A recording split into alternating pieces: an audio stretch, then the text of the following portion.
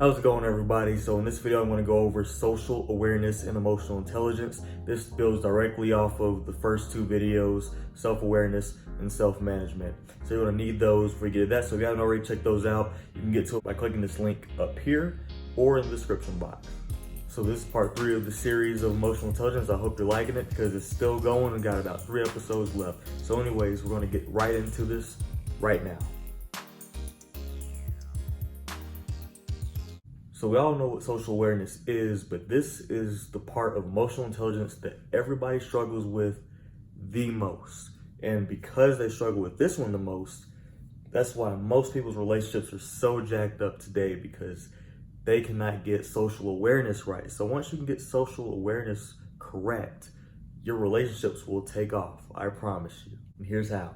All right, so number 1, you want to be present in the moment. This isn't just good for being good socially or to not be socially awkward, but no, this is like if you have anxiety, if you always have something on your mind, if your mind is just crowded in general, this is going to help you, especially if you have anxiety.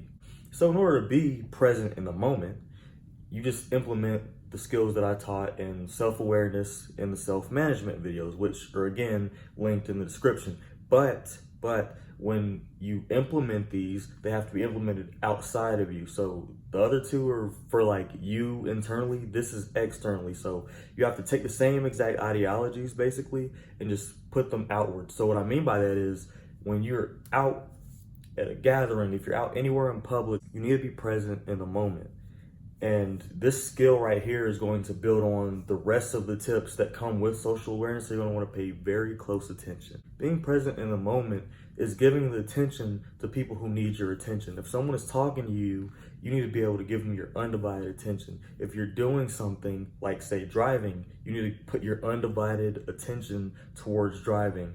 Like not texting and driving, right? Same thing applies with people. When people are talking to you, you don't need to be texting, you don't need to be sending out emails, you don't need to be doing work. You need to stop what you're doing and literally just give them your attention. Like when you put your intentionality towards things that you're actually doing, one, you do them better, you're more intentional about it, and you get better results.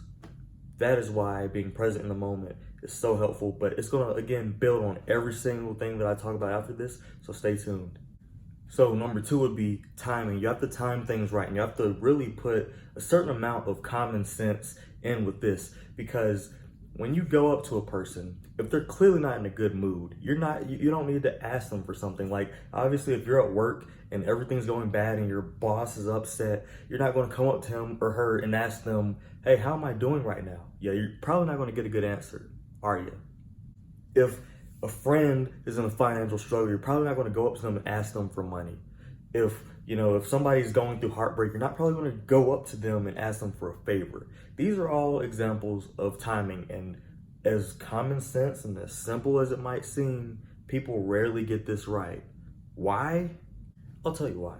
Because they're not present in the moment. They have other things on their minds, and they are not even thinking about what's going on around them currently. They're either thinking about the past or the future, but they're thinking about something that's not even here yet. That's why it's so important to have that skill prior to even coming to this. You have to be attentive and really pay attention to what's going on around you. This person looks like they're upset. This person looks very uncomfortable. So I'm not going to approach them right now. These are the skills that you need, and in order to gain these skills, you have to really dial in your skills within self-awareness and self-management. So with that, number 3 comes with reading body language. So I already discussed body language in my previous videos, which you have probably already seen, but it's not only important for you to correct your own body language, but you need to watch for other people's body language, because that's 70% of our communication right there. No joke, 70% of our communication. So our words have very little to do with what actuality is, because how many times has somebody told you they're okay when they're not, and you could clearly tell they weren't okay just by their body language? See what I'm saying? Body language is important. The best way to look at body language is to really just look at their face first, then their shoulders, their torso, and then their limbs.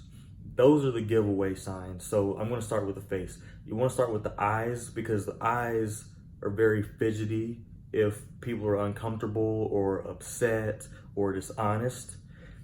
And if they're relaxed and attentive to what's going on right now, then they're probably confident in what's going on. You know, they might look away every now and then because it's weird to just stare at people. But the bottom line is you wanna get a feel for other people. So this is kind of the fun part of emotional intelligence, because you're just really making inferences based off of what's going on. It may be reality, it might not be, but guess what? Your experience is going to build. So when you're seeing people interact with each other, is this person comfortable in this situation? Is this person upset with this person? Is this person sad? Is this person happy? What's going on? Why is his arms crossed? You know, why is she looking at him like that? You know what I mean? It's like when you ask yourself these questions, it invokes thought. And when it invokes thought, you really get to see how people act when you interact with them. And you can ask open questions like, hey, when I said that, you seemed a little thrown off. Did I confuse you? And then they're like, well, yeah, actually you did this, this, and this. And then it's like, oh, I was right about something. You know, look at the shoulders, the limbs, you know, are their arms moving around a lot? Are they animated like I am? Or are they kind of laid back, chill, not really worried about too much, really comfortable in the situation, or maybe nonchalant? Are their legs crossed? Are they moving their hands a lot? Are they nervous? Are they just doing a lot of unnecessary movements? When you get to see these things in other people, you might be surprised that you see some of these in yourself when you feeling a similar way that they're feeling. I tell you guys, body language is super important. Like, it says so much more than words ever could. All right, number 4 is to listen. And it's not just even listening to what other people are saying to you. What are other people saying to each other? This mainly goes for people who are talking to you directly as part of the being present in the moment. Like, okay, this person's talking to me, I'm talking to them. And if you just listen, you'll be surprised at what you remember. It's not like you have to go through this extraneous brain activity to remember things about people, like their names or the basics about them or where they're from, or, you know, do they have kids or not. It could be as simple as you just listening to them have a simple conversation with you.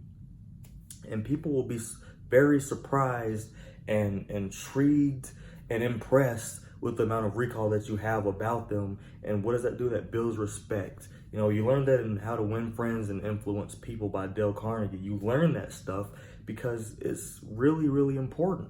And listening is hard to come by nowadays. Nowadays, most people just cut one another off. They're just competing. Oh, what I have to say is more important, or I went through something much worse than you did. And it's like, really? Is that what we're doing right now? I mean, like, come on now. Everybody wants to be heard. Everybody deserves to be heard. So if you listen to them, you can understand more about them, why they are the way they are, and how they like to be treated. Having that type of knowledge in conjunction with your social awareness is a game changer, because I guarantee you most people don't go that far. Here's a fun one for you. So most people like to people watch. Me, I think that's kind of weird. So my advice to you, observe EQ in movies or TV shows. You can do this in your downtime when you're relaxing. First of all, it's really entertaining. It's one of my favorite pastimes to just watch movies. But when you actually sit down and make inferences, why does this person act like this? I bet this person's sneaky and up to no good. They're doing this when they're saying this, and this, something's up. Or you know, this person really got upset when she said this. I don't know why.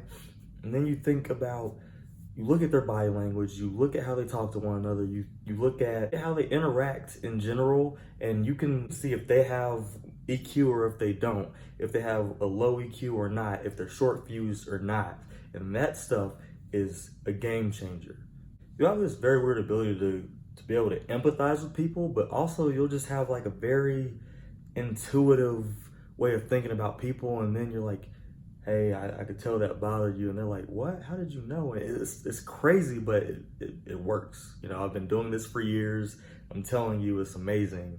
Just try it, and if it doesn't work, then maybe it's not your thing. But like, weird piece of advice, I know, it works. People are people, actors, non-actors. All right, and if you're still here after all of that, because I know it was a lot of information, right? Well, here's a bonus tip for you, just for staying here. Walk in their shoes.